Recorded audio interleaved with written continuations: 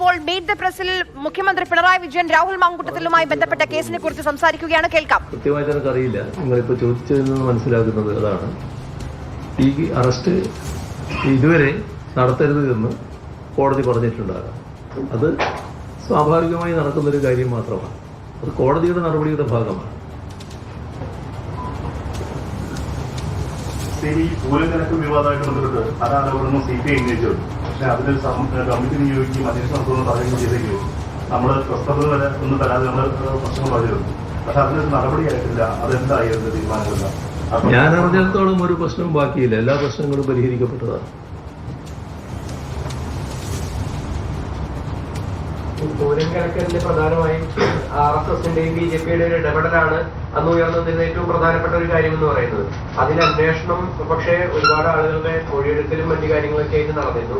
പക്ഷെ ഒരു അന്തിമ റിപ്പോർട്ട് എന്നുള്ള രീതിക്ക് അത് സമർപ്പിച്ചതിന് ശേഷം പിന്നീട് ഒരു തുടർ നടപടി ഒന്നും ഉണ്ടായിട്ടില്ലല്ലോ. അപ്പൊ അതിൽ ആരാണ് ശരിക്കും ഒരു ഉത്തരവാദി എന്നുള്ള കാര്യത്തിൽ ഒരു കണ്ടെത്തലുണ്ടായിട്ടുണ്ടോ?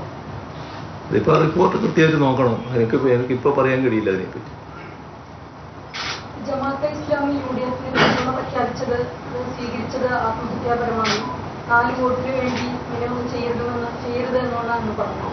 മുൻകാലങ്ങളിൽ പലപ്പോഴും CPM പരസ്യമായി തന്നെ ജമാഅത്തെ ഇസ്ലാമിയുടെ പിന്തുണ സ്വീകരിച്ചിട്ടുണ്ട്, അതിനെ ന്യായീകരിച്ചിട്ടുണ്ട്. എങ്ങനെയാണ് UDFനോട് പിന്തുണയ്ക്കുമ്പോൾ മാത്രം ജമാഅത്തെ ഇസ്ലാമി വർഗീയ കക്ഷിയായി മാറുന്നത്? അതിനും ഞാൻ ഇന്നലെ പറഞ്ഞു കഴിഞ്ഞതാണ്.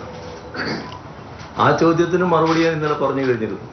ഇവ എല്ലാ ദിവസവും അത് ആവർത്തിച്ചുകൊണ്ടിരിക്കേണ്ട കാര്യമില്ല. കൃത്യമായി പറഞ്ഞിട്ടുണ്ട് എന്താണ് നടന്നതെന്നുള്ളത്.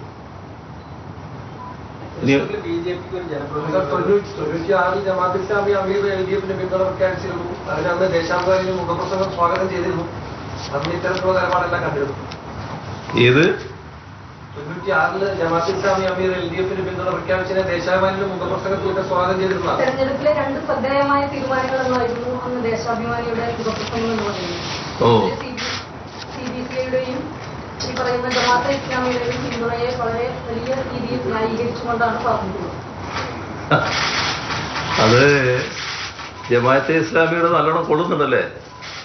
അപ്പോൾ ഞാൻ പറയാം. എന്നാൽ അങ്ങനെ പറയണമെങ്കിൽ നമ്മുടെ രാജ്യത്ത് ഇടതുപക്ഷത്തെ കഴിഞ്ഞ 30 വർഷങ്ങളോളം പിന്തുണച്ചവരല്ലേ ജമാഅത്തെ ഇസ്ലാമി എന്നാണ് എന്തും വിളിച്ചു പറയാൻ തയ്യാറുള്ള UDF നേതാക്കളും ചില ജമാഅത്തെ ഇസ്ലാമി നേതാക്കൾ തന്നെയും പറയുന്നു.